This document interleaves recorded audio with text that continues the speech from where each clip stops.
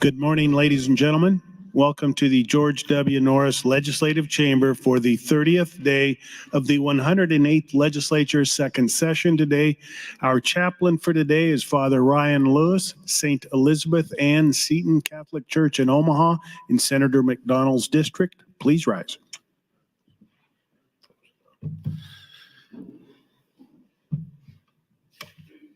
Thank you, Mr. President. Good and gracious God, this distinguished legislative body convenes this morning on the day after a national and state holiday commemorating our presidents. We convene in this, our stunning state capitol, specifically in this eminent Norris chamber, for the important work of governance of this, our great state. Please bless our state, which we love. May the efforts of this representative legislature lead not only to right order, compassion, humility, and gratitude for blessings received, in our desire to be a state that is welcoming, girded with strong morals, and dedicated to the dignity and worth of every human life, because every life, ab initio, is made in your image and likeness. Bless these citizen legislators. May they legislate and give counsel aided always by your prudence, your wisdom, your compassion, your understanding, your justice, your mercy, your love. May they serve well those whom they represent and the state as a whole. Bless their families. Help them this day and throughout their public service to work always for the common good, your common good. May everything they do begin with your inspiration, continue with your divine assistance, and reach completion to your greater honor and glory. May it be so. Amen. I recognize Senator Bosin for the Pledge of Allegiance. Please join me in the pledge. I pledge allegiance to the flag of the United States of America and to the republic for which it stands, one nation, under God, indivisible, with liberty and justice for all. Thank you. I call to order the 30th day of the 108th Legislature, second session. Senators, please record your presence. Roll call.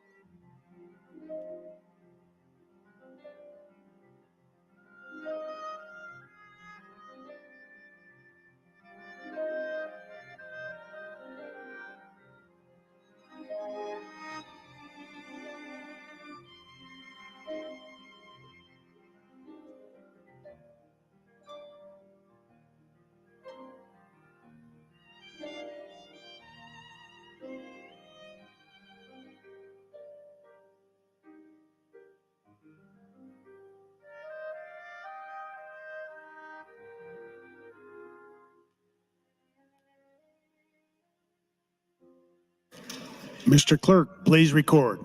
There's a quorum present, Mr. President. Thank you, Mr. Clerk. Are there any corrections for the journal? I have no corrections this morning, sir. Are there any messages, reports, or announcements? There are, Mr. President. Your Committee on Judiciary, chaired by Senator Wayne, reports Legislative Bill 832, 898, 918, 1288, 137, 348, 631, 894 to general file, some having committee amendments. Additionally, Mr. President, communication from the governor concerning the appointment of Christopher J. Gentry to the Nebraska Brand Commission. Senator Boston, amendment to be printed to LB 137, as well as LB 934. And Senator Boston to LB 934 as well. That's all I have this time, Mr. President. Thank you, Mr. Clerk. While the legislature is in session and capable of transacting business, I propose to sign and do hereby sign Legislative Resolution 300 and Legislative Resolution 301. Speaker Arch, you're recognized for a message. Thank you, Mr. President. As promised, colleagues, I want to announce today my speaker priorities that I selected over the weekend. Again, very difficult decisions. Obviously, I received many more requests for speaker priorities than I had available, but these are the ones that I have selected. Just a reminder as well, speaker priorities, there are 25 available. I had identified 3 early in the session, and we had already heard those, and those were LB 78, Senator Day redefined massage therapy under the Massage Therapy Practice Act. Senator Bostar's LB 308, adopt the Genetic Information Privacy Act, and Senator Reepe's LB 664, provide powers and duties for the State Medicaid Fraud Control Unit and the Attorney General. So those have been heard. So now I selected 22 others, and the list should be passed out to you shortly, but I want to read those to you so you are aware of the ones that I selected. These are in numerical order. LB 233, Senator John Kavanaugh, provide for child support payment disregard under Aid to Dependent Children program and eliminate child support income in determining eligibility. LB 607, Senator McDonald, change provisions relating to grants for the 211 Information and Referral Network. LB 834, Senator Blood, establish requirements for the resident dental license. LB 839, Senator Lowe, change provisions relating to the executive director and members of the State Racing and Gaming Commission. LB 852, Senator Jacobson, provide limitations for reimbursement for durable medical equipment. LB 870, Senator Michaela Kavanaugh, provide for additional rights of notification, information, and preservation of evidence under the Sexual Assault Victims Bill of Rights Act. LB 874, Senator Bostar, change requirements relating to child care licensing and child care facilities. LB 876, Senator Holdcroft, adopt the Newborn Safe Haven Act. LB 894, Senator Ibaugh, change law enforcement certification requirements for candidates for county sheriff. LB 8906, Senator Reepe, change provisions relating to child labor laws. LB 932, Senator Frederickson, change provisions relating to provisional mental health practitioner licenses. LB 1027, Senator Clements, change provisions relating to schools which elect not to meet accreditation and approval requirements. LB 1030, Senator Bosselman, change provisions of the County Bridge Match Program and provide for a transfer of funds from the Roads Operations Cash Fund. LB 1051, Senator DeBoer, eliminate obsolete provisions and reorganize provisions of the Nebraska Juvenile Code and change certain filing deadlines. LB 1069, Senator Halloran, change provisions relating to the State Fire Marshal, Pipeline Facility Administration assessments, and the Boiler Inspection Act, and eliminate the Nebraska Fire Safety Appeal Board, appeals procedures, and obsolete provisions. LB 1088, Senator Linehan, change provisions relating to certain employment and investment requirements under the Nebraska Advantage Act.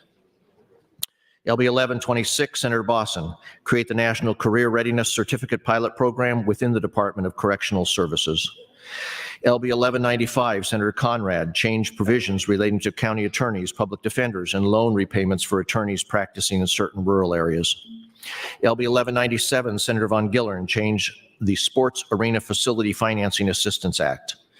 LB 1306, the Education Committee, eliminate the Professional Practices Commission and provide, change, and eliminate provisions relating to standards for and conduct of teachers and administrators. LB 1344, Senator Wayne, change provisions of the Nebraska Innovation Hub Act. LB 1393, Senator Hansen, at the request of the governor, change provisions of the Nebraska Student Athlete Name, Image, or Likeness Rights Act. And those are the 22 that were selected to complete the speaker priorities this year. Thank you, Mr. President. Thank you, Mr. Speaker. Senator Mosier would like to recognize our Doctor of the Day, Dr. Dan Rosenquist of Columbus. Please stand and be recognized by your Nebraska Legislature.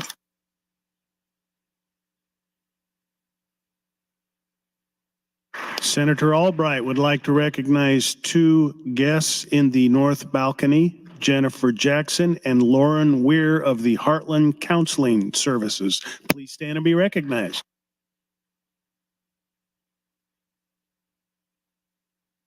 Senator John Kavanaugh has some guests under the South Balcony, Michaela Tallman, Lillian, Allison, Jonathan, Catherine, all from Omaha. Please stand and be recognized by your Nebraska Legislature. Speaker Arch would like to recognize a group in the North Balcony, about 30 physicians, residents, and medical students from the Nebraska Medical Association. Please stand and be recognized by your Nebraska Legislature.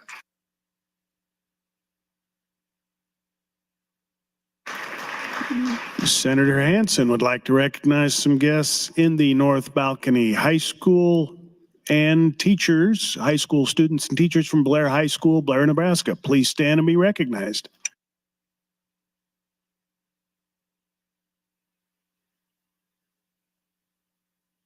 Mr. Clerk, please proceed to the first item on the agenda. Mr. President, before that, a single item, speaker priority bills as referenced by the speaker previously. Additionally, amendments and motions we printed from Senator Linehan to LB 1402. Mr. President, first item on the agenda, select file legislative bill 16A. I have nothing on the bill, Senator. Senator Ballard, you're recognized for a motion. Mr. President, I move that LB 16A be advanced to E&R for engrossing. Members, you've heard the motion to advance LB 16A for E&R engrossing. All those in favor say aye. Those opposed say nay. It is advanced. Mr. President, next bill, select file LB 605. First of all, Senator, there are E&R amendments. Senator Ballard. Mr. President, I move the E&R amendments to LB 605 be adopted. Members, you've heard the motion. All those in favor of adopting the E&R amendments say aye. All those opposed say nay. The E&R amendments are adopted. Mr. President, Senator Albright would move to amend LB 605 with AM 2417. Senator Albright, you're recognized to open on the amendment. Thank you, Mr. President, and good morning, colleagues. Good morning, Nebraskans. AM 2417 rearranges and restructures Section 16 to make it consistent with drafting practices. The intent and the requirements of LB 605 remain the same. This amendment moves the definition to subsection 1 and then restructures the remaining changes. The content itself stays the same, and I just ask for a green vote on AM 2417. Thank you, Mr. President. Thank you, Senator Albright. Seeing no one else in the queue, you're recognized to close and waive closing. Members, the question is the adoption of AM 2417. All those in favor vote aye. All those opposed vote nay.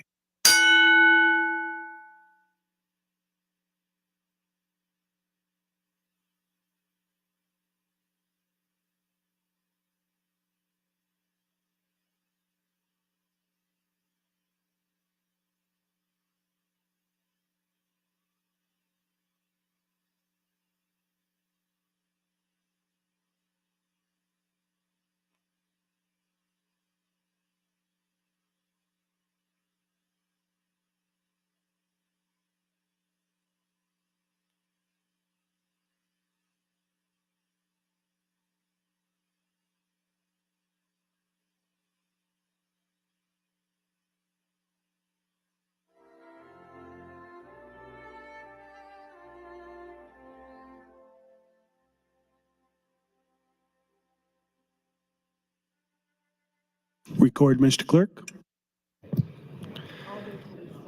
40 yeas, 0 nays on adoption of the amendment, Mr. President. AM 2417 is adopted. I have nothing further on the bill, Senator. Senator Ballard, you're recognized for a motion. Mr. President, I move that LB 605 be advanced to ENR for engrossing. Members, you've heard the question. It is to advance LB 605 to ENR engrossing. All those in favor say aye. All those opposed say nay. It is advanced. Mr. Clerk. Mr. President, next bill, select file legislative bill 908. I have nothing on the bill, Senator. Senator Ballard, you're recognized. Mr. President, I move that LB 908 be advanced to ENR for engrossing. Members, you've heard the motion to advance LB 908 for ENR engrossing. All those in favor say aye. All those opposed say nay. LB 908 is advanced to ENR engrossing. Mr. Clerk. Mr. President, select file legislative bill 909. I have no ENR amendments. Senator Aguilar would move to amend with AM 2413. Senator Aguilar, you're recognized to open on the amendment. Thank you, Mr. President and members of the legislature.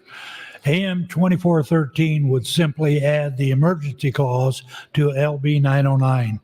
The current reporting deadline of July 1 falls prior to when bills passed without the emergency clause would otherwise go into effect. So the amendment will ensure that starting this year, state agencies only report on those rules and regulations which are required under OBRA. I would ask for your support and your green vote to adopt AM 2413. Thank you, Mr. President. Thank you, Senator Aguilar.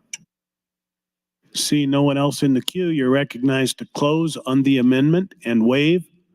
Members, the question is the adoption of AM 2413.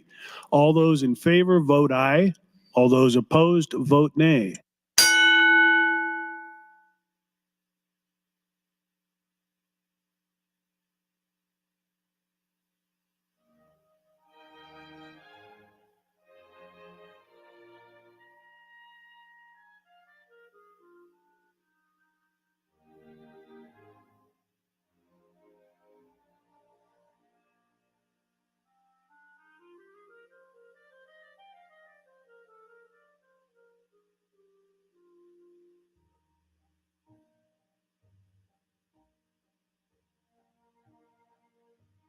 Record, Mr. Clerk. 37 ayes, no nays in adoption of the amendment, Mr. President. AM 2413 is adopted. Senator Ballard, you're recognized for a motion. Mr. President, I move that LB 908 be advanced to ENR for engrossing. 909. Members, you've heard the motion to advance LB 909 for ENR engrossing. All those in favor say aye. All those opposed say nay. It is advanced. Senator Bosman would like to recognize some guests in the South Balcony, members of the Nebraska Grocery Industry Association from Lincoln, Omaha, and McCook. Please stand and be recognized by your Nebraska legislature.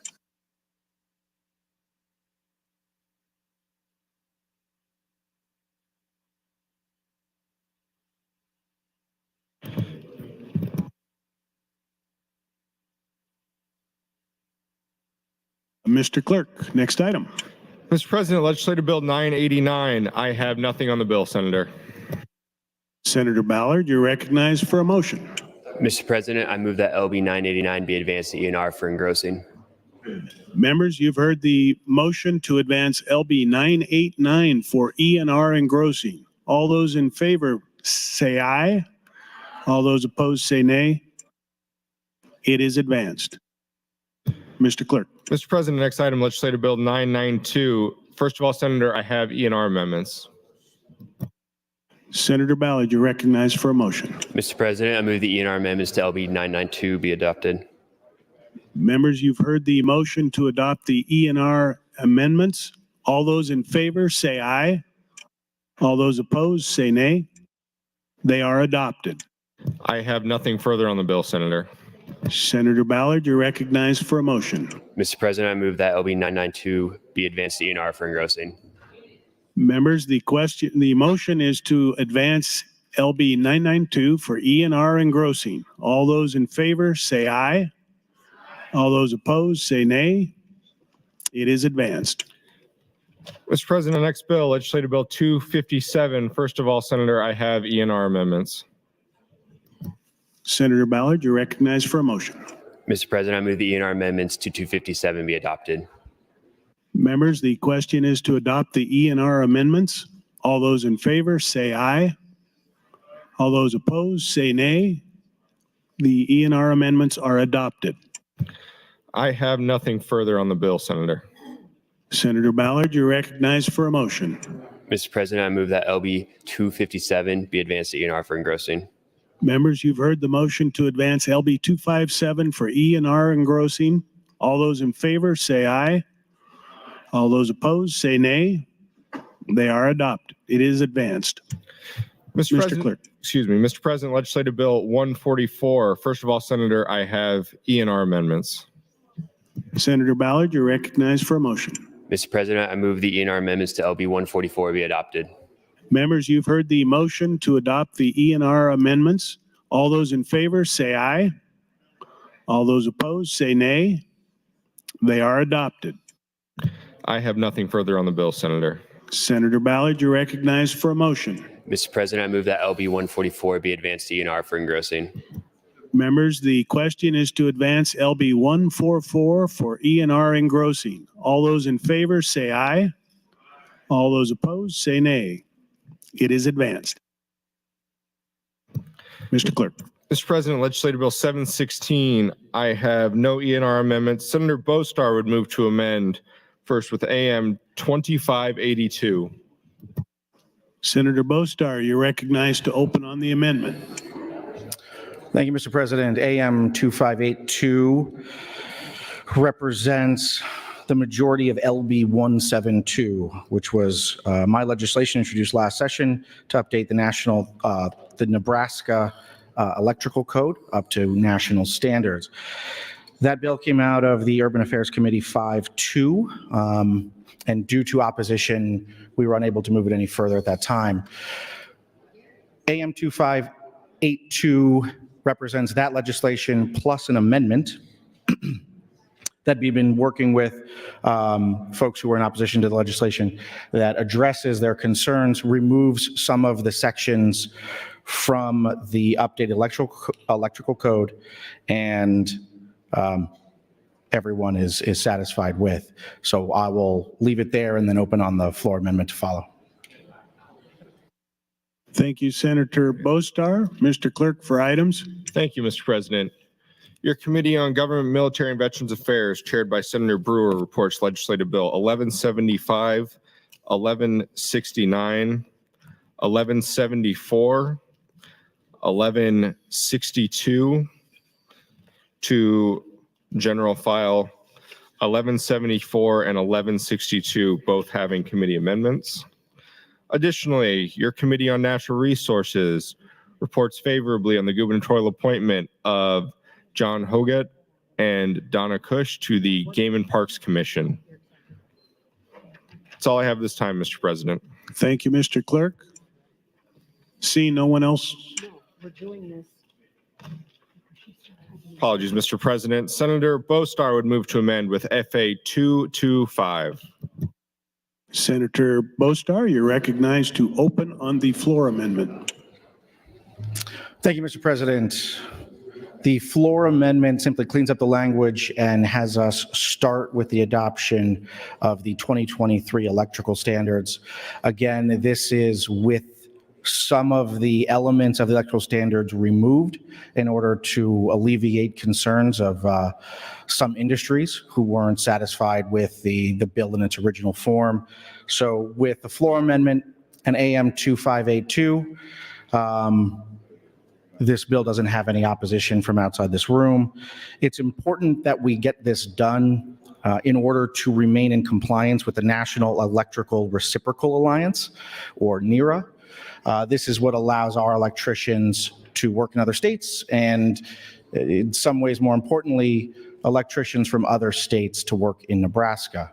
We currently have a shortage of electricians, and the demand for their services is high. So it is essential that we remain compliant with NERA, and this bill would allow us to do so and would satisfy concerns from other interested parties. Thank you, Mr. President. Thank you, Senator Bostar. Senator Hunt has some guests she would like to recognize in the North Balcony, Nebraskans for the Arts. Please stand and be recognized by your Nebraska Legislature.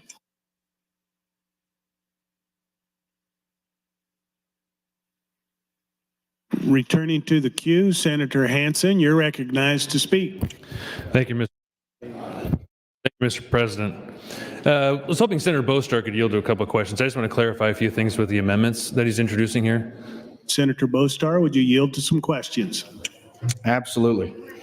So I'm trying to remember with the home builders what their opinion was of the new electrical codes. Were they in favor of all of them or some of them, or was there some kind of a conjoint effort that you guys put together to move this forward? I'm just kind of curious about like what the communication was with them with this. Yeah, thank you for that, Senator Hansen. Yes, so initially with LB 172, the home builders were opposed to the bill, specifically due to 6 provisions within the electrical standards update. And so we have removed those 6 provisions, which now and worked with them to do so. And so now they're good with this legislation at this point. Okay, yeah, I just wanted to clarify that because I remember that was a concern before, so I'm glad you got some of that worked out. But with I want a little more clarification. I'm sorry, I apologize for this. No. I should have brought this at you before time, but there's nobody else in the queue. With the floor amendment 225, was that already currently in a bill and that you're adding onto this, or is this more of kind of a clarification amendment to the bill and the underlying amendment? It's a clarification amendment to the underlying amendment. There was a procedure established within AM 2582 that had us jump to the 2020 codes and then to the 2023. All parties interested in this were interested in just having us go to 2023 with the 6 items that were the point of contention removed. That way we're doing less changes to the code over time. And so that's what FA 225 does. So the floor amendment doesn't really add anything. It's just more clarifying dates, right? Correct. It removes a step in AM 2582 where we go to 2020 first. This would just have us skip that and go to 2023, which we were already going to do in AM 2582. Okay, and if I can ask one more question. With the amendment 2582, do you anticipate that's going to increase the cost of home building or the cost on construction and new homes? Or since you took out some of those provisions, was that kind of neutralize the cost, or do you expect that to be an increased cost with the new code enforcement? I think that's a great question. One is, obviously the home builders are very interested in watching that. So with them being satisfied with the bill, I don't have any concerns on that front. I would also say that the risk of losing reciprocity in our electricians would result in increased cost to construction. And so needing to get the bulk of the codes updated is essential in order to prevent increasing costs where the cost of electrician labor would potentially go through the roof when we fall out of compliance with reciprocity agreements and our access to our pool of electricians for construction services in Nebraska would be significantly reduced. Yep, and I'm glad you brought that up because that was one thing I was going to mention about reciprocity and like how this would affect that. So I appreciate you bringing that up and answering my questions. Thank you very much. Thank you. Thank you, Senators Hansen and Bostar. Senator Erdman, you're recognized to speak. Thank you, Mr. President. Good morning. So as I listened to Senator Bostar's explanation, and I began to consider what it costs to build a home here in Nebraska, and daily I get an update from a real estate agent in Arizona, and their building costs there are in that $200 a square foot. And in Nebraska, it's excess of 300 or more. And when I asked the question last week in appropriations, why it costs so much more in Nebraska, they said about 40% of the cost of the home are the restrictive codes and the things that we've put in place here in Nebraska that they don't have in Arizona.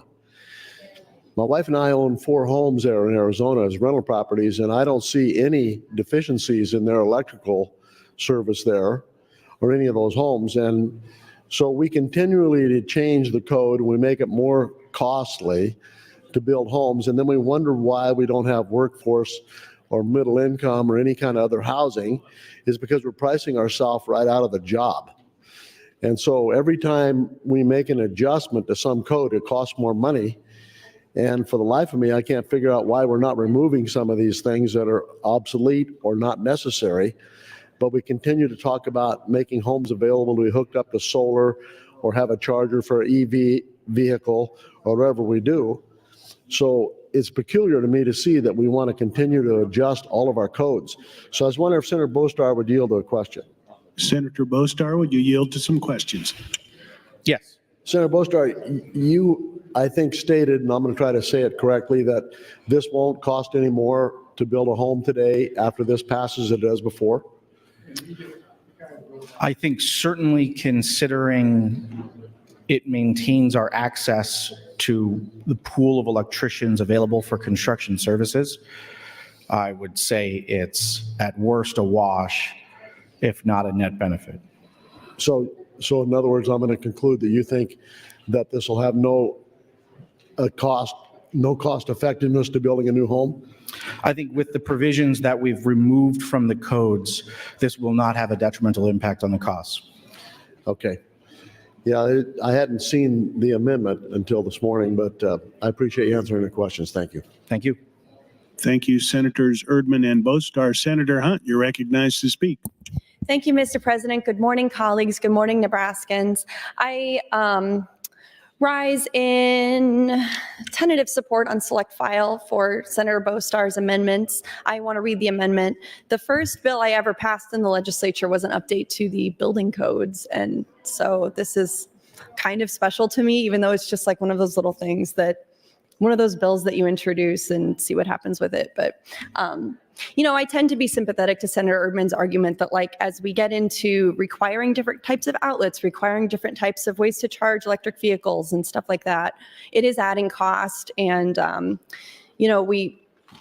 we have to think about the lobby, and we have to think about what interests are controlling what's going into these bills. So I'll take a look at the amendment, and I'll probably be a green vote on that. I'm rising because I understand we have some Blair Bears in the building today, and I went to Blair High School. I grew up in Blair, Nebraska. I'm a 6th generation Blairite, and it's a very special town to me. I was a member of the thespian troupe 3142 in Blair High School, and I experienced a lot of bullying in high school. I struggled a lot in middle school and started to kind of get over that in high school when I became involved in theater and became involved in the arts and started to kind of find my people, quote unquote, and had the opportunity to do theater and speech and debate and get out of my shell a little bit and meet people who had similar interests to me.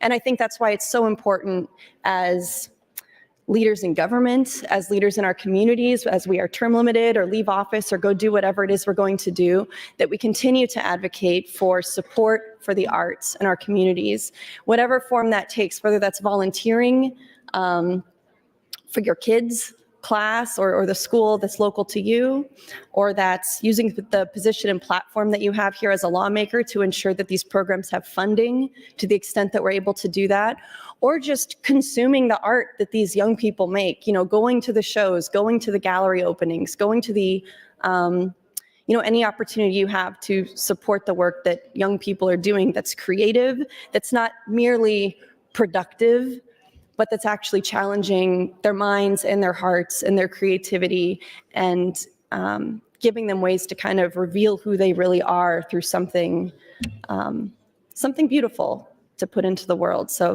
that to me is what really motivates me and really changed my life when I was a kid. So I wanted to specifically welcome the Blair Bears to your Nebraska State Capitol today, and welcome to your Nebraska Legislature. Thank you, Mr. President. Thank you, Senator Hunt. Senator Albright would like to recognize some guests in the north balcony. Leadership Wayne, a class of 15. Please stand and be recognized by your Nebraska Legislature.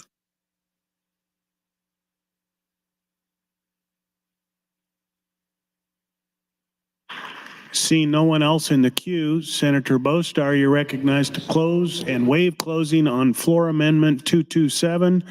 Members, the 227. All those in favor vote aye. All those opposed vote nay.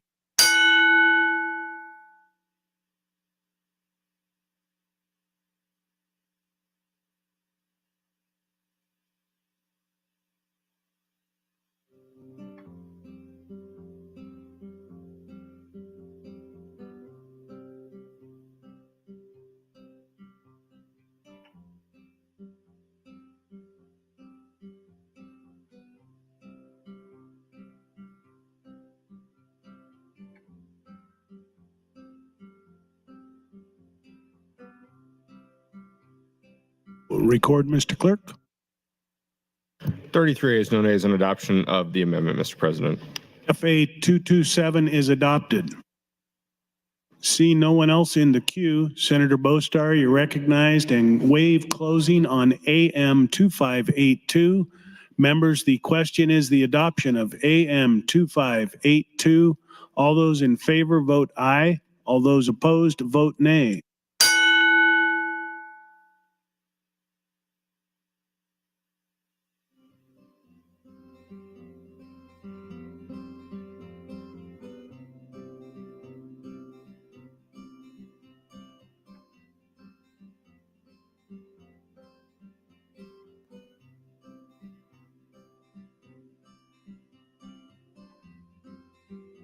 Record, Mr. Clerk.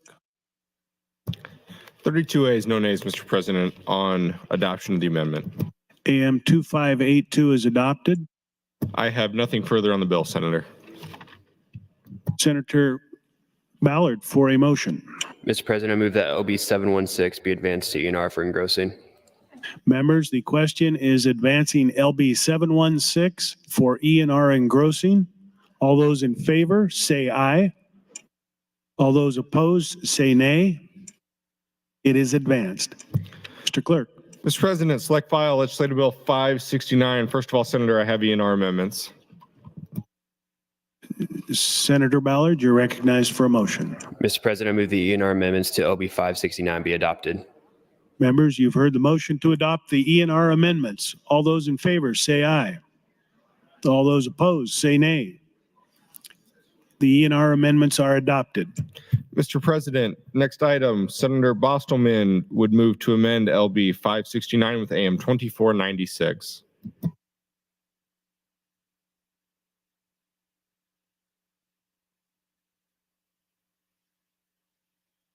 Senator Bostelman, you're recognized to open on the amendment. Thank you, Mr. President. Good morning, colleagues. AM 2496 is a technical cleanup amendment from bill drafters. The amendment clarifies the new provisions of LB 569 are in addition to, but not a replacement of, any Nebraska Political Accountability and Disclosures Act requirements that may apply. Also, during the E&R process, bill drafters found some language they believe needed some additional clarifications, so they included those technical cleanup changes in this amendment. I ask for a green vote on AM 2496 and LB 569. Thank you, Mr. President. Thank you, Senator Bostelman.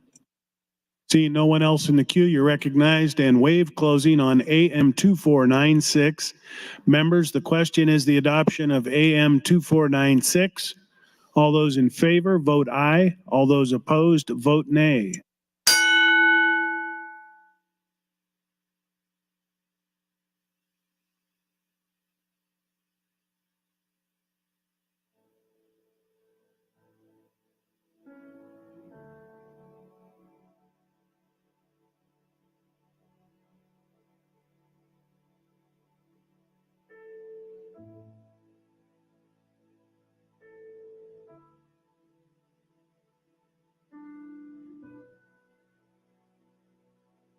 Record, Mr. Clerk. 39 ayes, no nays on adoption of the amendment, Mr. President. AM 2496 is adopted. Mr. Clerk. I have nothing further on the bill, Senator. Senator Ballard for a motion. Mr. President, I move that LB 569 be advanced to ENR for engrossing. Members, the question is to advance LB 569 for ENR engrossing. All those in favor vote say aye. All those opposed say nay. It is advanced. Speaker Arch, you're recognized for a message. Thank you, Mr. President. I just want to let colleagues know that around 11:45 today, we're going to take up a motion by Senator Linehan to suspend the rules to allow for the scheduling of a public hearing without 7 days' notice. She'll explain the situation when she introduces her motion to suspend Rule 3, Section 14 later this morning. That'll happen towards the end of this morning around 11:45. Thank you, Mr. President. Thank you, Speaker Arch. Mr. Clerk, next item on the agenda. Mr. President, select file legislative bill 624. First of all, Senator, there are ENR amendments. Senator Ballard, you're recognized for a motion.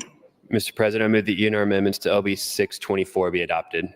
Members, the question is the adoption of the ENR Amendment 62. All those in favor, say aye. All those opposed, say nay. The ENR amendments are adopted. There is nothing further on the bill, Senator. Senator Clements, you're recognized to speak. Thank you, Mr. President. Would Senator McDonald yield to a question? Senator McDonald, will you yield to a question? Yes. I'm understanding this bill adds 2 more positions to the Tourism Commission. Would you explain what those are and the reasons for adding those people? So the first position would be, we'd go from 11 people right now on the Tourism Commission to a total of 13. The first person would be the DED director. And then the second person, whoever the governor wanted to appoint, that is affiliated with the Nebraska Chamber of Commerce. No fiscal impact. And the history, can I go? Go ahead. Yes, thank you. The history on this came last year when I first introduced the bill to eliminate the tourism based on the idea of, I didn't feel the slogan Nebraska wasn't for everyone was appropriate. I think Nebraska is for everyone. Having those discussions, I think part of the problem was a lack of communication between the chamber, the Department of Economic Development, and also the tourism board. So the compromise was, if we could get these people in a room together, make the DED director and someone that the governor would appoint from the chamber part of the tourism board, we thought the communication, they could try to work that out without going further and eliminating the tourism board and actually going back to prior to 2017, where it was part of Department of Economic Development. Thank you. So you think the tourism could use some input from other people that are aware of what's going on around the state? Would this be a state chamber person? Yeah. Yes. All right. Thank you, Senator McDonald. Thank you, Mr. President. Thank you, Senator Clements and McDonald. Seeing no one else in the queue, Senator Ballard, you're recognized for a motion. Mr. President, I move that LB 624 be advanced to ENR for engrossing. Members, you've heard the motion to advance LB 624 for ENR engrossing. All those in favor, say aye. Those opposed, say nay. It is advanced. Mr. Clerk. Mr. President, select file legislative bill 139. First of all, Senator, there are ENR amendments. Senator Ballard, you're recognized for a motion. Mr. President, I move the ENR amendments to LB 139 be adopted. Members, you've heard the motion to adopt the ENR amendments. All those in favor, say aye. All those opposed, say nay. They are adopted. I have nothing further on the bill, Senator. Senator Ballard, you're recognized for a motion. Mr. President, I move that LB 139 be advanced to ENR for engrossing. Members, you've heard the motion to advance LB 139 to ENR engrossing. All those in favor, say aye. All those opposed, say nay. It is advanced. Mr. Clerk. Mr. President, select file legislative bill 854. I have nothing on the bill, Senator. Senator Ballard, you're recognized for a motion. Mr. President, I move that LB 854 be advanced to ENR for engrossing. Members, you've heard the motion to advance LB 854 for ENR engrossing. All those in favor say aye. All those opposed say nay. It is advanced. Mr. Clerk. Select file legislative bill 847. Senator, I have nothing on the bill. Senator Ballard, you're recognized for a motion. Mr. President, I move that LB 847 be advanced to ENR for engrossing. Members, you've heard the motion to advance LB 847 for ENR engrossing. All those in favor say aye. All those opposed say nay. It is advanced. Mr. Clerk. Select file legislative bill 848. I have nothing on the bill, Senator. Senator Ballard, you're recognized for a motion. Mr. President, I move that LB 848 be advanced to ENR for engrossing. Members, you've heard the motion to advance LB 848 for ENR engrossing. All those in favor say aye. All those opposed say nay. It is advanced. Mr. Clerk. Mr. President, legislative bill 936. I have nothing on the bill, Senator. Senator Ballard, you're recognized for a motion. Mr. President, I move that LB 936 be advanced to ENR for engrossing. Members, the question is advancing LB 936 to ENR engrossing. All those in favor say aye. All those opposed say nay. It is advanced. Mr. Clerk. Mr. President, legislative bill 940. First of all, Senator, I have ENR amendments. Senator Ballard, you're recognized for a motion. Mr. President, I move the ENR amendments to LB 940 be adopted. Members, you've heard the motion to adopt the ENR amendments. All those in favor say aye. All those opposed say nay. They are adopted. I have nothing further on the bill, Senator. Senator Ballard, you're recognized for a motion. Mr. President, I move that LB 940 be advanced to ENR for engrossing. Members, you've heard the motion to advance LB 940 for ENR engrossing. All those in favor say aye. All those opposed say nay. It is advanced. Mr. Clerk. Mr. President, select file legislative bill 1102. I have nothing on the bill, Senator. Senator Ballard, you're recognized for a motion.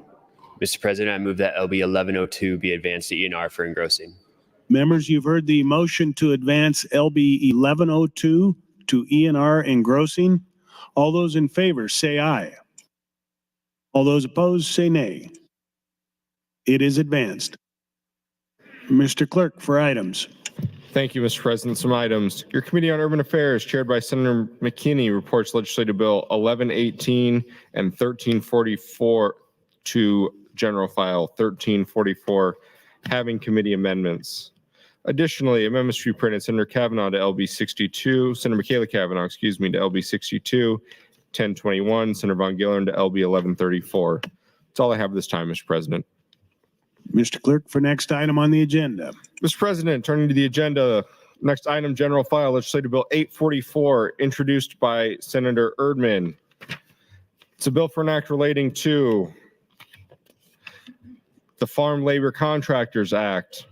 Defines terms, requires certain actions by certain seed corn producers, provides duties to the Director of Agriculture and the Department of Agriculture, provides a penalty, harmonizes provisions, and repeals original sections. Bill was read for the first time on January 3rd of this year and referred to the Agriculture Committee. That committee placed the bill on general file with committee amendments. There is an additional amendment, Mr. President. Senator Erdman, you're recognized to open on LB 844. Thank you, Mr. President. Good morning. So this morning I'm going to bring to you a workforce development bill. That's what I'm calling it. It is an opportunity for us to protect the local workforce. But first of all, let me start with saying I appreciate what the Ag Committee did. Senator Holler and the Ag Committee have voted this out and made it a priority, and I do appreciate that very much. I had this bill, a similar bill last year, but it dealt with hours of work. And so we this year have changed it to make sure that we're protecting the young people who cannot find work in detasseling. So some of the main points that I would like you to consider this morning is back in 2019, there were 710 young people who applied for detasseling jobs who were not available because the seed companies had contracted with other providers and they had hired H-2A workers to do that work instead of taking those local people to be employed. So what I told people this morning that asked about this, I said, what this does, it develops the workforce that we need in Nebraska, but it shows young people that 5 o'clock does come twice a day. And so I can't believe how many people have stopped in my office that worked in this building that said they did detasseling when they were younger. So the issue that's happened because of the lack of hiring local people, since 2019, we've lost 9 local detasseling companies that used to employ young people during the summer. And those people have been replaced by H-2A workers. And the federal law requires that they should apply for or make available to local people before you hire H-2A workers. And back in 2019, then Governor Pete Ricketts sent a letter to the Department of Labor asking them to consider the enforcement of that policy that says you have to consider local employees before you hire H-2A workers. And he went on to say in his letter, the requirement, if you change the law to require local workforce first, the requirement would ensure that hiring American workers is prioritized and to prevent seed companies from manipulating the system and indirectly hiring H-2A workers, even when there were local people available to do the job. And so what this is going to do, it gives an opportunity for those young people who would like to do a summer job, who would like to earn a significant amount of wages, and who would also like to learn about what responsibility is. It prevents them from having that opportunity. And so as you look at the bill and you begin to understand, all we're asking the seed companies to do is announce how many acres they have, and then at the end of the season is to make sure that the local people were taken care of and had their fair share of the work. And so that's what the bill is, very simple, straightforward bill that allows us to develop workforce, people to work in our environment here in Nebraska because we're short of people. And the testimony was amazing. We had 136 letters in support, 1 in opposition, and the people who came in to testify were very enthusiastic. And we had a gentleman come in that said he takes a month off of his job every year to do tasseling, and I would guess the young man was probably 40 or maybe a little less. And so it is a provision that we can put in place to help protect our local workers, and I would ask your support of LB 844. Thank you. Thank you, Senator Erdman. As previously stated, there was a committee amendment. Senator Halloran, you're recognized to open on the committee amendment. Thank you, Mr. President. Good morning, colleagues. The committee amendment would strike existing subsection 3 of section 3 of the bill and replace it with AM 2449. As introduced, LB 844, this subsection assigns a duty to the Director of Agriculture to publish a directory of exempt detasseling and roguing contractors under statutes 48-1703, including the business locations and contact information. The committee amendment retains the existing provision as subdivision 3A and inserts a second subdivision 3B, which assigns an additional duty to the director. Beginning January 15, 2026, and each year thereafter, the director would be required to mail a copy of the directory of exempt detasseling contractors to seed producers who have previously reported hiring contractors or who notify the director of their intent to produce seed corn in the upcoming growing season. The amendment would also correct a misnumbering of subsection 5 of section 3 in the original bill. This is corrected to be subsection 4.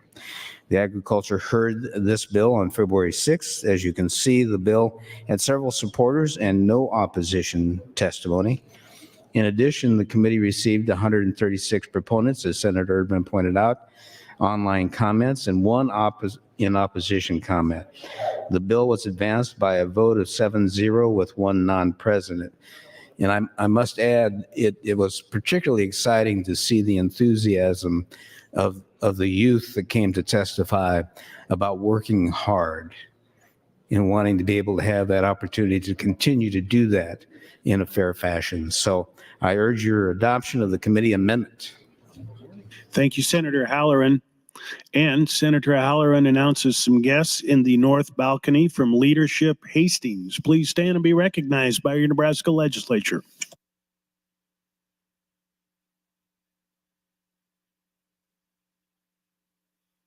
Senator Michaela Cavanaugh, you're recognized to speak. Thank you, Mr. President. Good morning, colleagues. I wonder if Senator Erdman would yield to a question. Senator Erdman, would you yield to some questions? I'd be glad to. Thank you, Senator Erdman. So I did not actually do detasseling growing up, but some of my siblings did. I don't know if the other Senator Kavanaugh was amongst them or not, but I am aware of the hard work that it entails. Right. So my question is, what happens if, and I apologize if you already spoke to this, but if they don't have enough local workforce that wants to participate in the program, could you explain that to me a little bit? Yeah, it's my understanding, Senator Kavanaugh, you put it out to the local people first, and if there's not sufficient help locally, then they'll be able to use H-2A workers, which are available. So it's like first right of refusal for the local community. Yeah, we're just trying to protect the local people. Okay, thank you. That was my only question / concern. I appreciate it. Thank you so much. As I said, I did not do corn detasseling, but I am familiar that it is a long-standing job for a lot of people, a lot of young people in Nebraska.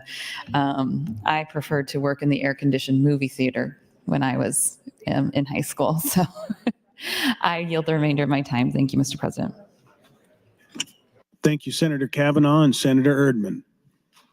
Seeing no one else in the queue, Senator Halloran, you're recognized to close on the committee amendment and waive. Members, the question is the adoption of AM 2449. All those in favor, vote aye. All those opposed, vote nay.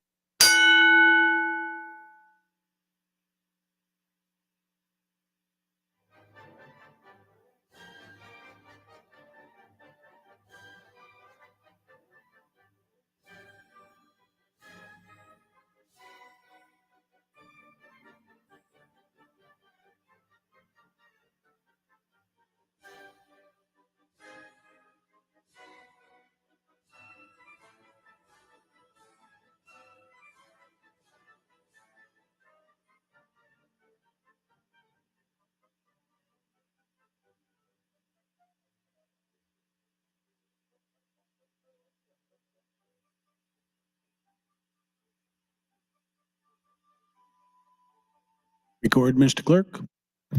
36 ayes, no nays on adoption of the committee amendment, Mr. President. AM 2449 is adopted. Mr. Clerk, for an item. Mr. President, Senator Erdman, I have AM 2208 with a note that you wish to withdraw. In that case, without objection, it's withdrawn. In that case, Mr. President, I have nothing further on the bill. Senator Erdman, you're recognized to close. Thank you, Mr. President. I'll be brief. I do appreciate the support on this. I think it's an opportunity for the young people in Nebraska to understand that we've taken their concerns at heart and we'll make it available to them to work hard. Thank you for your vote. I appreciate it. Thank you, Senator Erdman. Members, the question is advancing LB 844 to E&R initial. All those in favor, vote aye. All those opposed, vote nay.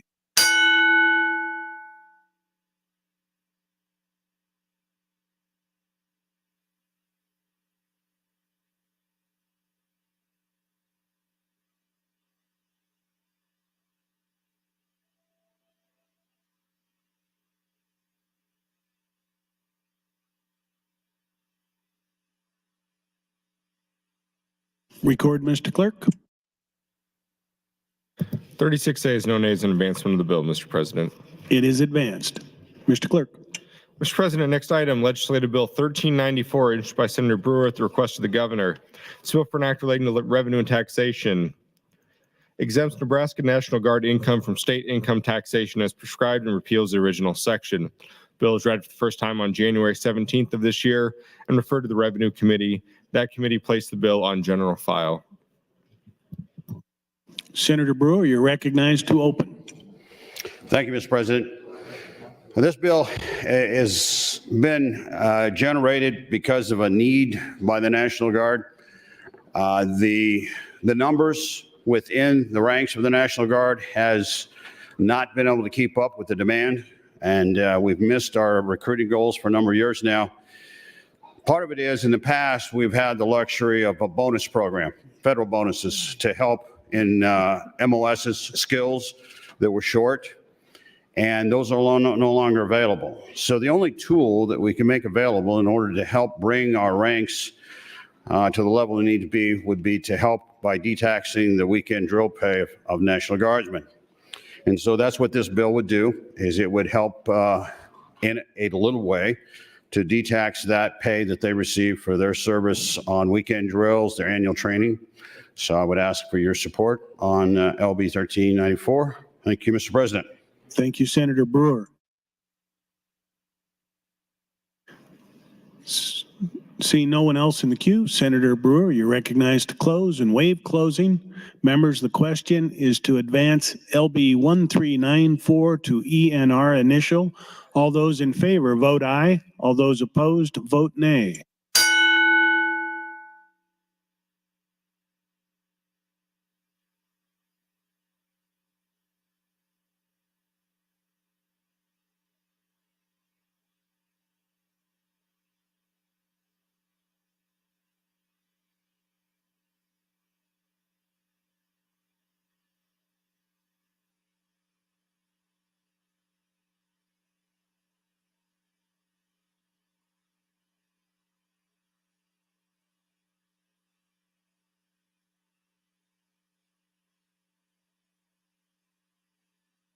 Record, Mr. Clerk. 37 ayes, no nays on advancement of the bill, Mr. President. LB 1394 advances to ENR initial. Mr. Clerk.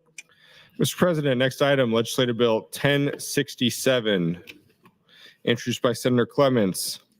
It's a bill for an act relating to counties. Adopts the State Prisoner Reimbursement Act, eliminates the inheritance taxes prescribed, changes provisions relating to inheritance tax reporting and refund procedures, changes the authorized uses of the County Visitors Promotion Fund and the County Visitors Improvement Fund, harmonized provisions, repeals the original section, declares an emergency. Bill is read for the first time on January 8th of this year and referred to the Revenue Committee. That committee placed the bill on general file. There are committee amendments, Mr. President, as well as additional amendments. Thank you, Mr. Clerk. Senator Clements, you're recognized to open. Thank you, Mr. President. I rise to introduce LB 1067, my priority bill this session, which would phase out Nebraska's inheritance tax over 5 years. LB 1067 seeks to improve Nebraska's tax structure, allowing people to transfer more of their assets to family and loved ones will keep them from leaving Nebraska upon retirement, preserving estate assets, increasing capital formation, and encouraging economic growth. The tax on death has been repealed by 42 states since 1925, with 14 of those states dropping the tax since 2001. Nebraska remains one of only 5 states in the United States that still collect an inheritance tax, which includes Kentucky, Pennsylvania, New Jersey, and Maryland. Iowa was the 6th state, but its inheritance tax will be phased out January 1, 2025, less than a year. Inheritance tax rates vary by relationship to the deceased. Direct descendants, such as children, pay 1%. Other relatives, such as nieces and nephews, pay 11%. Non-relatives pay 15%. This is fundamentally unfair. Even though the Nebraska Supreme Court has upheld it as constitutional, 2 people could jointly inherit a property with one paying 15 times more tax than the other. Only Pennsylvania and Nebraska still levy this tax on children. Nebraska is tied for 4th with New Jersey on a nephew tax of 11%, and tied for 3rd with Pennsylvania with a tax of 15% on all others. The Rich State, Poor State Tax Index shows Nebraska currently ranks 37th nationally, the worst ranking among our 6 surrounding states. LB 1067, when fully implemented, would move us up to 32nd, in a tie with Iowa for last at 6th and 7th in our region. As a tax preparer and a banker for the last 40 years, I've become aware of many instances where our inheritance tax seemed arbitrary and excessive. Not only are people usually grieving the loss of a family member or loved one, but they may have to sell the real estate they just inherited to pay the tax they owe or take out a loan. For example, one of my customers died a few years ago owing no federal estate tax, but his niece and nephew owed over $600,000 in Nebraska inheritance taxes. Another person inherited 80 acres from an aunt and received the deed to the farm along with a bill for $50,000 of inheritance taxes. I think we can do better as a state. Nebraska is losing retirees faster than we are gaining population from other states. Our inheritance tax plays a major role in this out-migration. A 2022 Movers report showed that 61% of those who moved out of Nebraska were age 55 and older.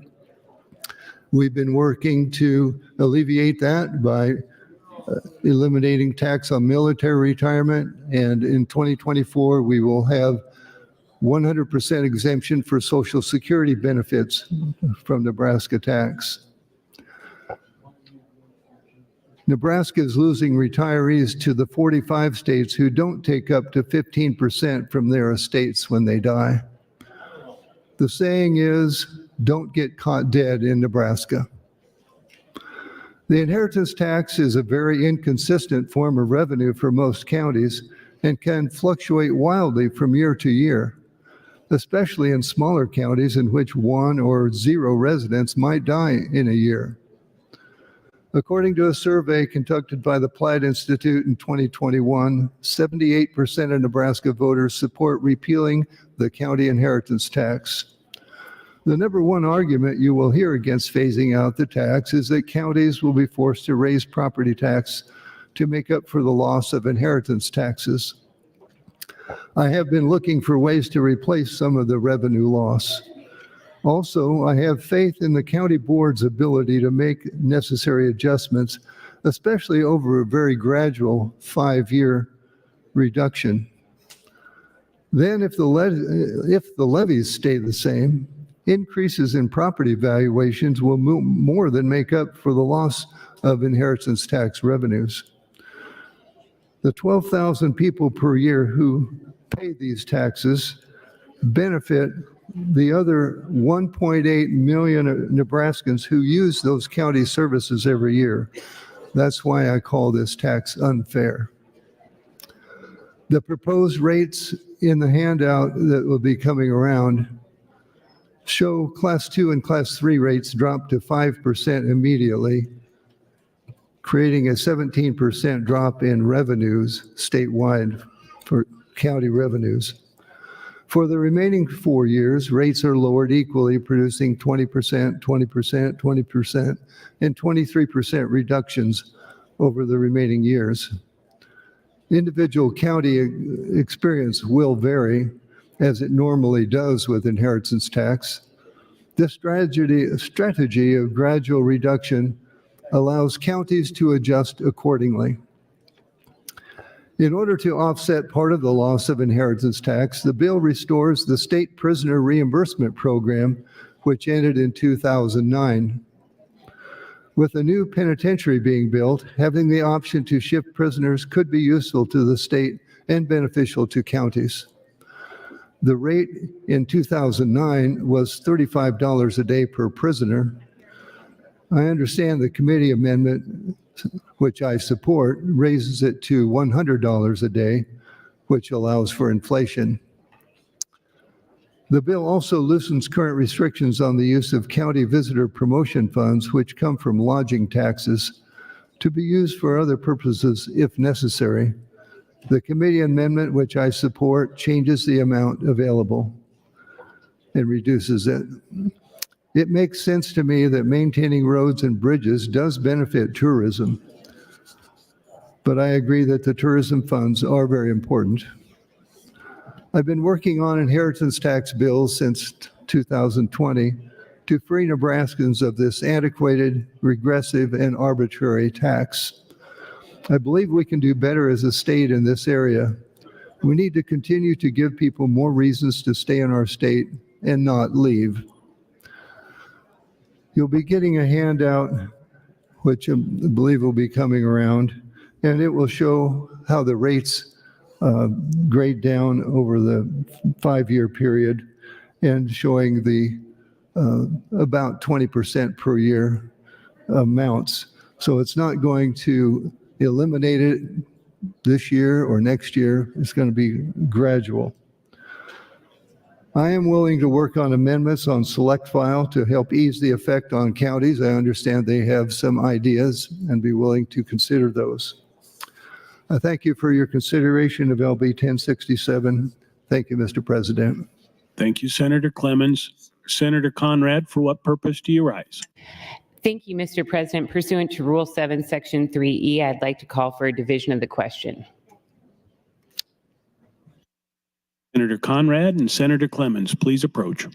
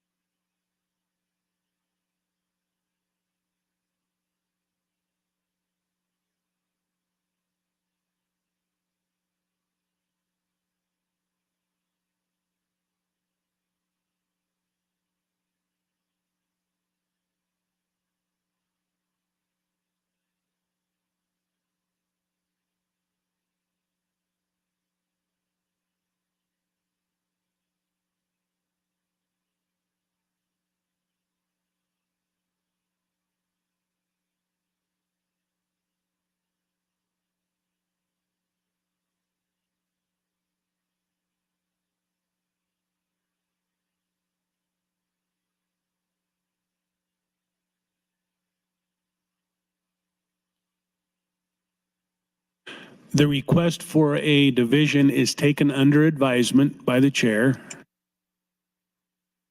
Senator Linehan, you're recognized to open on the committee amendment.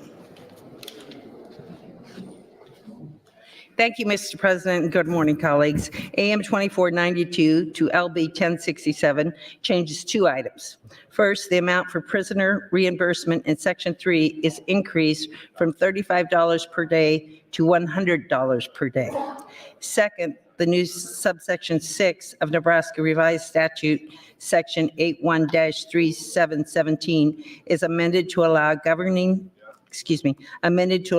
county governing bodies to use 50% of the County Visitors Promotion Fund and the County Visitors Improvement Fund from the initial ability to use all of those funds for whatever purposes the governing body deems suitable.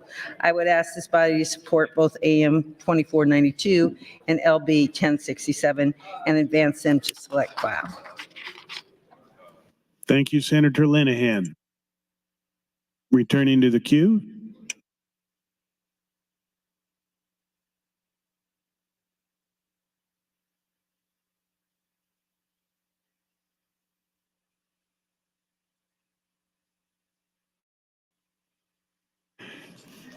There's an amendment to the committee amendment. Senator Conrad, you're recognized to open.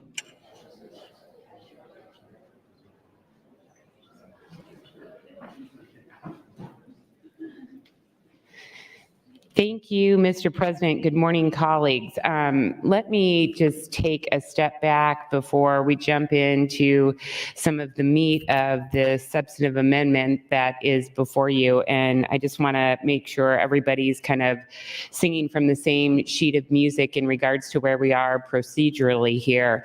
I really want to thank Senator Clements for his statesmanship. I know that this is an issue he has worked tirelessly on. I know the Revenue Committee has worked very, very hard on making sure that we have a thoughtful approach to our tax policy, and particularly in regards to how we handle our inheritance tax in Nebraska. But I wanted to put before the body a few different opportunities to help structure the debate. The first being a call for a division of the question. As my friend Senator Clements eloquently stated in his opening on his priority bill, really this bill does three separate and distinct things. One, it reforms our approach to the inheritance tax. Second, it addresses county jail reimbursements. Third, it addresses tourism issues. I understand why the committee and why Senator Clements are seeking to combine those discussions in regards to LB 1067, because they relate to both losses and increase in county revenues. But I do think that there is a significant track record in the legislative history over many years that shows that these are separate and distinct issues and should be debated and deliberated as such. So I made a motion to divide the question initially that is under advisement for the chair, by the chair. The clerk's office is working with the bill drafters to accomplish that. And as such, while that process moves forward with the opening of the committee amendment and then the substantive amendment that I have filed here, it can help to additionally structure debate while that technical component is carried out. Friends, I deeply appreciate what Senator Clements and the Revenue Committee is trying to do, because we have made gains in reforming and updating our inheritance tax in Nebraska over the years, and recently this has been a big topic of discussion and progress on the federal level as well. And we need to make sure our tax policy is working as intended. The Senator Clements and others have absolutely hit upon important issues wherein how this inheritance tax is ensnaring too many middle-class families in Nebraska. We need to think about the equities involved in this component of our tax policy. I think that as part of this discussion, we should definitely also have consideration about how this in particularly impacts farm families in Nebraska. And we want to make sure that our inheritance tax is structured appropriately so that we are not overly burdening family farmers in Nebraska or the middle class. So I think this amendment will help to illustrate at the initial stages, at least, how if we're going to continue to make updates to our inheritance tax, which I think are right, we need to make sure they're equitable. And we need to make sure that they're equitable from a public policy perspective, and we need to be thoughtful about how any changes to this revenue stream could have significant unintended consequences, or perhaps well-intended. I can't speak to the introducer's intent in this regard, but since the state doesn't capture this tax, it primarily impacts county revenues. And counties are reliant upon this as one revenue stream to help mitigate the impacts against other revenue streams like the dreaded property tax in Nebraska. So we need to proceed very, very carefully so that we aren't putting additional pressure on property tax payers in Nebraska and on county boards to move perhaps in the wrong instead of the right direction when it comes to collaboratively solving our property tax issues in Nebraska. The other thing that I think can and should be part of this debate is a recognition and understanding that in some instances, the assets that are part of a state may have been subject to prior taxation. And so we want to be thoughtful about the double taxation components, but we also want to ensure that we're not casting the net too widely, because there can be some assets within the estate that have not yet been subject to taxation. And we want to make sure that we're thoughtful and consistent in that regard. Colleagues, the other piece that I want to really reaffirm this morning as we jump in together to perhaps one of the most important debates that we've had thus far in the legislature this session on restructuring our overall revenue policy, our tax policy, is just to ensure that we have equity in our tax policy.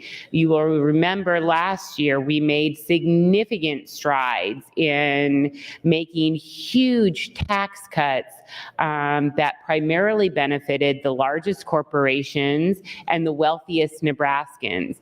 And we did very little, if any, to give a tax break to Nebraskans who need it most, and that's working Nebraskans.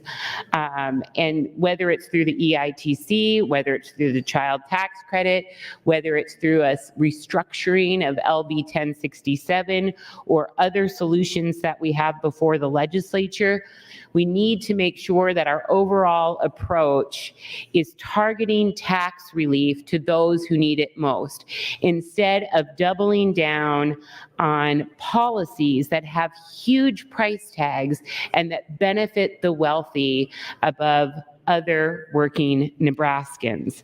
So I think that those components are all a part of this very important discussion. I let Senator Clements know at the outset, I'm not planning to wage a filibuster at this stage of the debate. I can't speak for other members, but I do think that this is a significant policy debate that needs to have a clear structure to it for the combined issues that are before us in 1067 and the related public policy issues that we're concerned about when it comes to property taxes and our overall revenue structure. Finally, colleagues, I do appreciate and understand that Senator Clements and the Revenue Committee were trying to combine disparate ideas to mitigate the impacts on the counties. And that is understandable. However, we do need to recognize and make sure that we're not combining disparate parts to result in a classic log rolling. We need to make sure that we're taking policies on their face with an up or down on their own merits distinctly. And I think a three-way division of LB 1067 will allow us to do that. Thank you, Mr. President. Thank you, Senator Conrad. Senator Raybold, you're recognized. Thank you, Madam President. Like Senator Clemens, I've been involved in working on this issue since 2011. So this is a very important issue, and I stand in opposition to the two amendments proposed by Senator Conrad. Good morning, colleagues, and good morning, fellow Nebraskans watching this debate on TV. I do want to spend a considerable amount of time in opposition to this, but I wanted to spend some time this morning explaining the tax revenue structure in Nebraska. Why, you ask? Because there is so much misinformation about what inheritance tax is and what it isn't. Many of those that testified in support of eliminating the inheritance tax called it a regressive tax. Sadly, this term is often incorrectly used in reference to property taxes, in reference to sales tax. And so it's time that people that are listening have a better understanding how that term is used.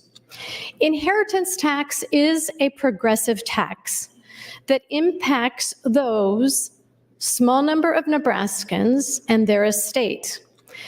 Absent this source of revenue, the greater number of Nebraskans will share in the cost of any property tax increase. For those on the Revenue Committee, I do applaud them for coming up with creative ways to supplant this loss of revenue to the counties, but it's insufficient and inaccurate work that they have done. It needs to go back to the drawing board to find better and more substantial and permanent ways to supplant this loss of revenue to the cities and the counties. So for example, as a county commissioner, back in 2011, we had what was called state aid to cities and counties. Counties received 1.4 million. The city of Lincoln received about 1.6 million. This was done away with in 2011, which meant we had to come up with creative ways to do cost cutting or to eliminate services. A recent survey was done in 2023, clearly shows all Nebraskans overwhelmingly hate taxes of all kinds, but in particular, property taxes. The survey demonstrates that once Nebraskans understand the mechanics of inheritance tax, more than 60% of those, and this is across all party lines, support it, as it helps maintain services and provides the communities much needed financial funding for public safety and costly infrastructure projects. Several of my colleagues here in this body have served as county commissioners and county supervisors, understand this fiscal impact very well. In my discussions this morning and to carry over into tomorrow, I want to also take time to address the lid limitations being proposed to both counties and cities, as well as future infrastructure needs in my presentation, and hopefully if colleagues yield me time to address unfunded mandates. So let's begin. The state of Nebraska has multiple revenue sources such as sales and use taxes, individual income taxes, corporate income taxes, gas and fuel taxes. The majority of the revenue in our state of Nebraska comes from individual income taxes and sales taxes. If you look at the cities, and thank you, Madam President, if you look at the cities and towns, they have only two primary sources of revenue, and that is property taxes and sales taxes, and to an increasingly lesser extent, occupation taxes. Cities have bonding authority for major infrastructure projects like stormwater, but only with a majority vote of their residents. Counties, on the other hand, have really only one primary source of revenue, and that is property taxes, and to a lesser extent, fees for services. Counties also have bonding authority, but only with a majority vote. In Lancaster County, for example, we approved a bond for a new jail that is actually now 10 years old. Looking only at property taxes in Lancaster County, we know 62 cents out of every tax dollar goes towards funding public schools. Time, Senator. Thank you, Madam President. Thank you, Senator Raybold. Senator Wayne, you're recognized. Thank you, Madam President. Colleagues, this is a great opportunity to have a debate and a broader debate about what we're doing with unfunded mandates, but more importantly, our overall property tax relief. I find it ironic that we're raising the reimbursement for jails to $100 roughly, to provide some offset.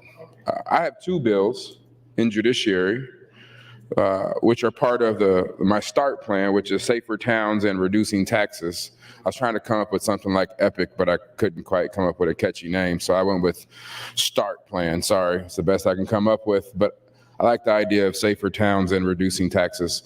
But the bill, LB 996, actually moves all county jails from the county and puts it on the state budget. What I would be amenable to is let's just do 100% reimbursement.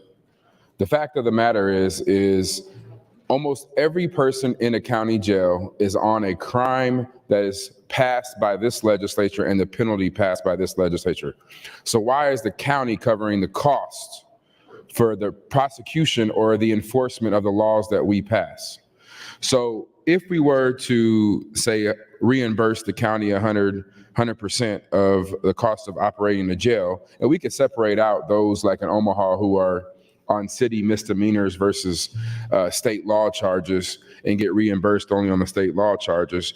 But roughly, my fiscal note was $185 million. NACO over a 2-year period said the cost of county jails to be operational is $140 million.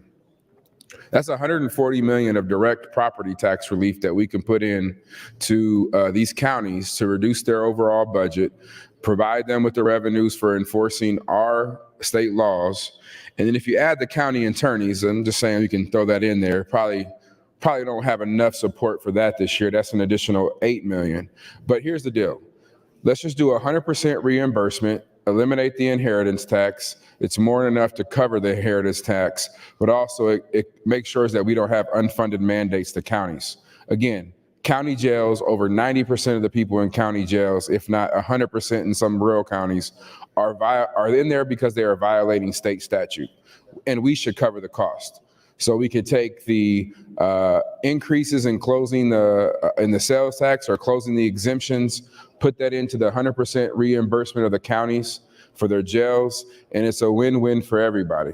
Pass the inheritance tax, get rid of it, that's fine. Reimburse the counties at 100% of what it costs to maintain their facilities for those in violation of state crimes or potential state crimes, and go from there. I think that's a win-win.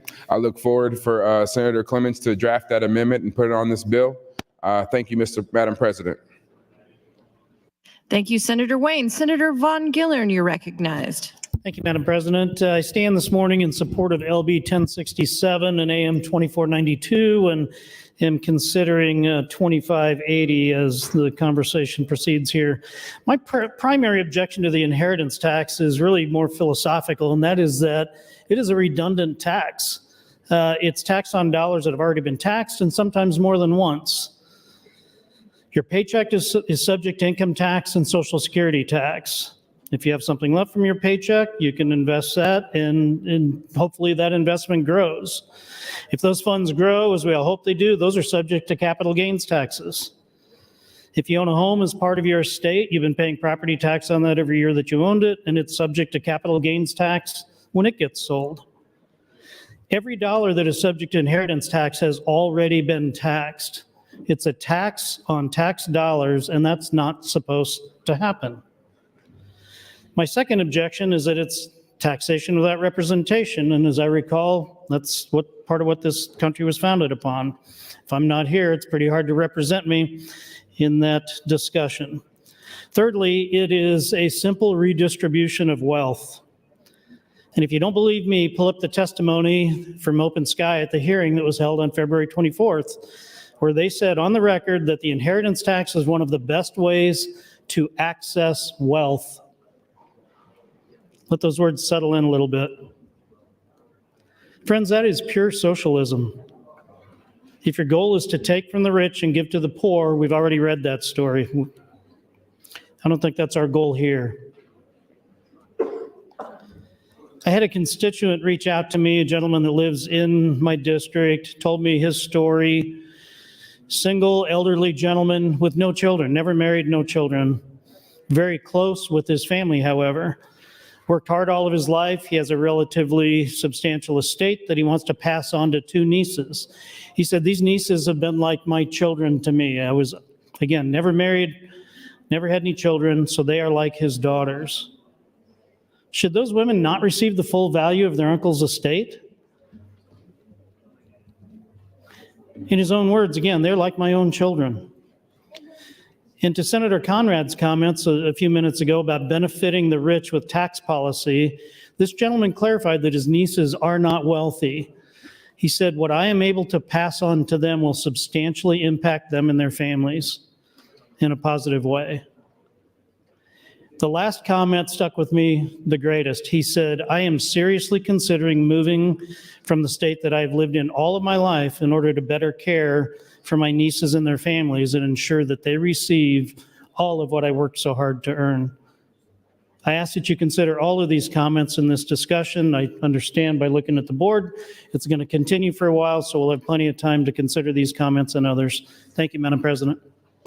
Thank you, Senator Von Gillern. Senator Jacobson, you're recognized.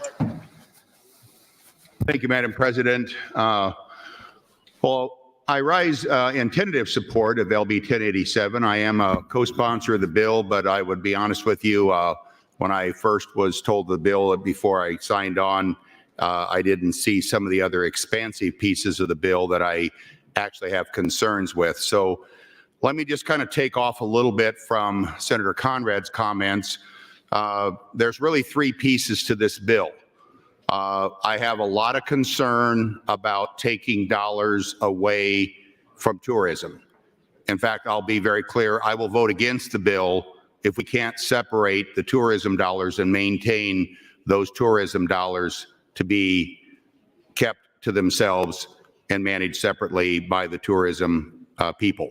So I would be opposed to AM 2492 unless we're allowing 100% of the dollars to stay with tourism and not make that a slush fund for the county.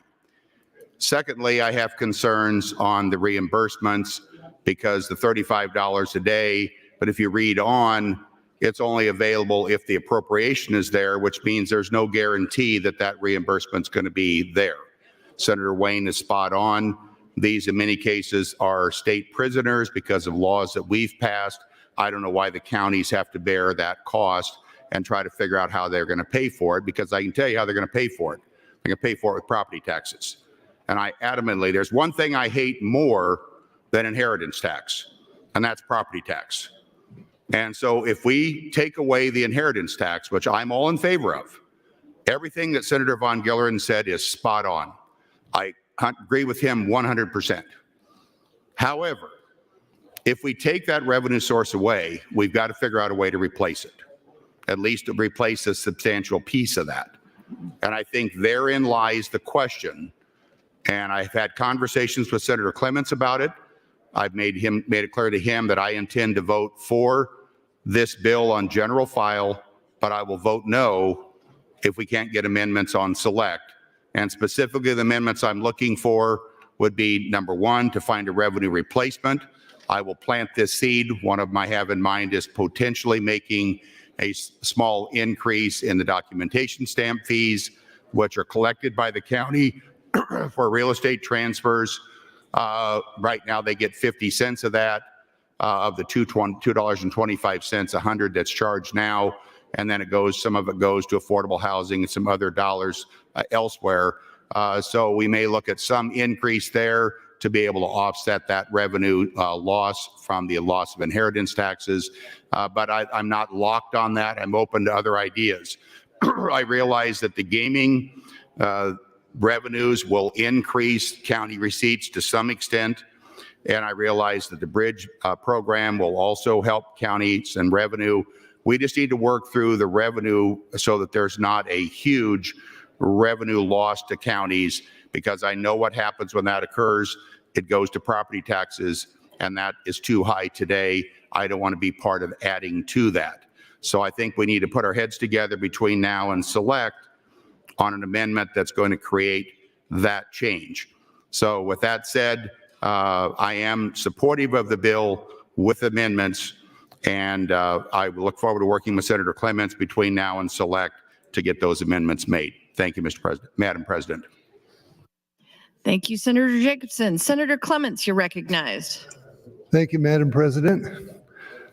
I appreciate the discussion we've been having. I want to bring us back to the overall issue is overall tax reform for Nebraska to make us more competitive with other states. And I believe that we can bring amendments to this bill to improve, lessen the effect on the counties. I'm certainly willing to consider those. Senator McDonald is telling me about the documentary stamp tax proposal that he has, which would raise some revenue for counties. Senator Conrad's amendment with exempting the states with less than $100 million, I like that. I support that one. I think that'll definitely help. Senator Wayne talking about $185 million.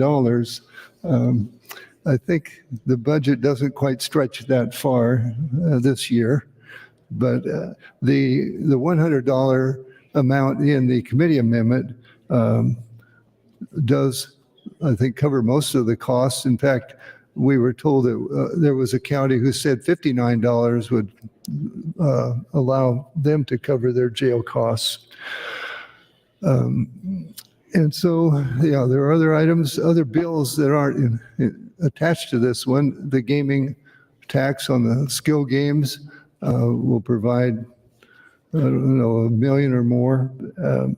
The county bridge match bill would put about $3.8 million additional to the county bridge match, which would have the state pay 75% of bridge projects.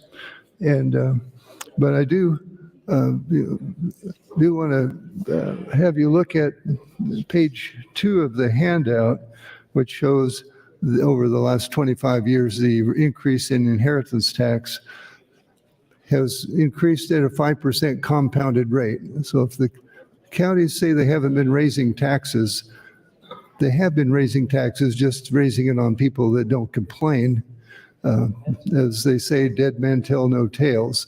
And it's a small number of people that have been paying this to benefit the vast majority of other people. And I believe that's unfair. And I appreciate people who are willing to work on this to try to lessen the effect. But the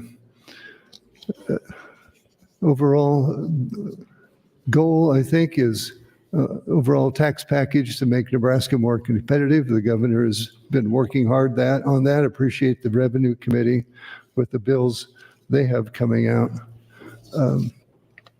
And we're just going to be on an island with nobody closer than Kentucky having a tax like this. And we've just been getting so many emails from the state planners that do tell people to move out of Nebraska before they die, especially if they have no children. And so that I appreciate the support for improving our tax system and also for finding ideas that the counties can use to offset some of this. And we're going to be continuing to work on ideas like this and amendments. The people of Nebraska deserve a more fair treatment than what they've been getting, and I think we have the ability to do that. With that, thank you, Madam President. Thank you, Senator Clements. Mr. Clerk for items. Madam President, pursuant to the Speaker's announcement earlier, Senator Linehan would move to suspend Rule 3, Section 14 to permit the Revenue Committee to conduct a hearing on LB 1346 with less than 7 days' notice. Senator Linehan, you're welcome to open on your motion. Thank you, Mr. President. Good morning again, colleagues. So this is on me trying to manage staff, trying to manage all the bills. Senator Vargas had asked that we have a hearing on his 1346 tomorrow, and because we're moving things around, it slipped. But I talked to the Speaker this morning. We will go ahead and have the hearing on LB 1346 tomorrow, but we will also have another hearing on the same LB 1346 on February 28th, so a week from tomorrow. So if there's anybody, because they don't have the 7 days since it's tomorrow, we will make a 7-day hearing so that anybody should still have ability to come in and testify on LB 1346. So I'd appreciate your support for this. Thank you very much. Thank you, Senator Linehan. Seeing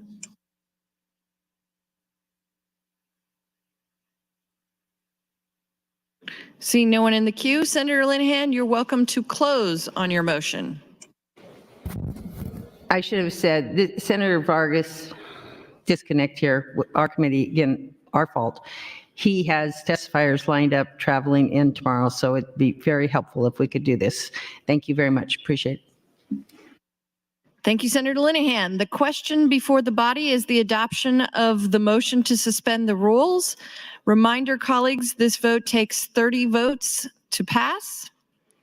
All those in favor, vote aye. All those opposed, vote nay.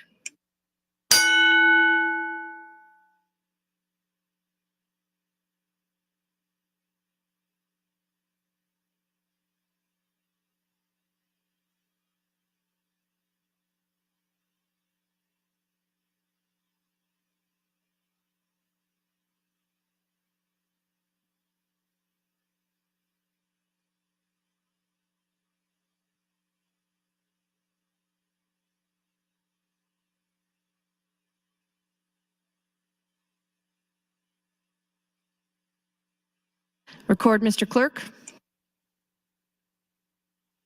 31 ayes, 1 nay, Madam President, on suspension of the rules. The motion is adopted. Madam President, pursuant to the previous rule suspension, the Revenue Committee gives notice of public hearing. Additional items, Madam President.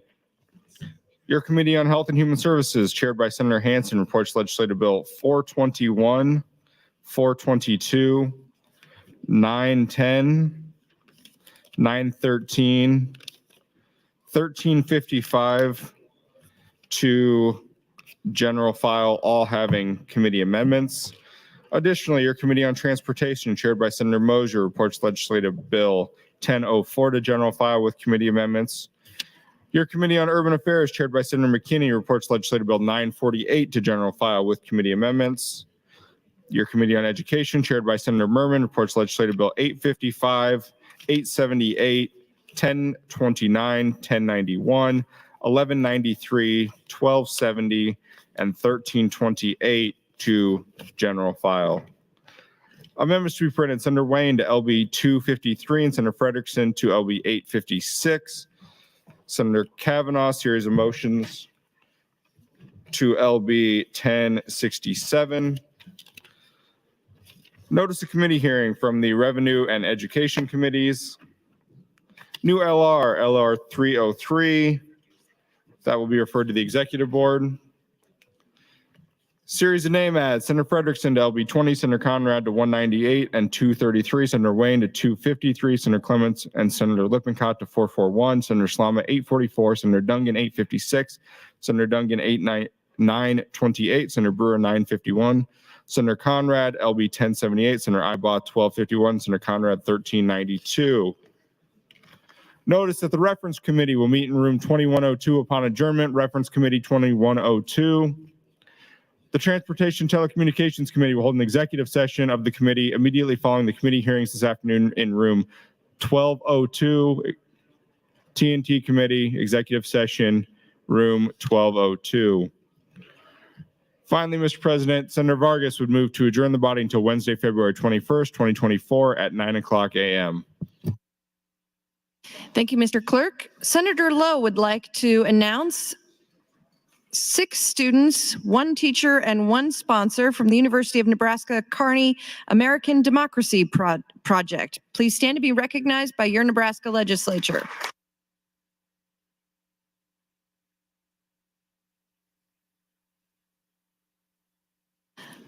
The question is, shall the legislature adjourn? All those in favor say aye. All those opposed say nay. The motion is successful.